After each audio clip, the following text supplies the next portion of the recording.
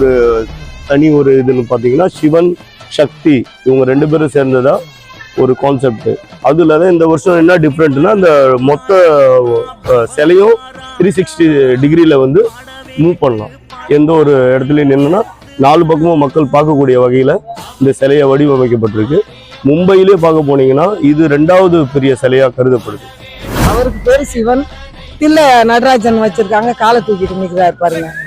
ஏன்னா இவங்களுக்கு அந்த நேரத்துல இருந்தே போட்டி எப்படி தில்ல இது மகத்துவம் ஆடும்போது இவங்களுக்குள்ளே போட்டியில இன்னைக்கு வந்து 9 நாளைக்கு அவங்க கையில வச்சிருக்கிறது ஒரு சந்தோஷம்.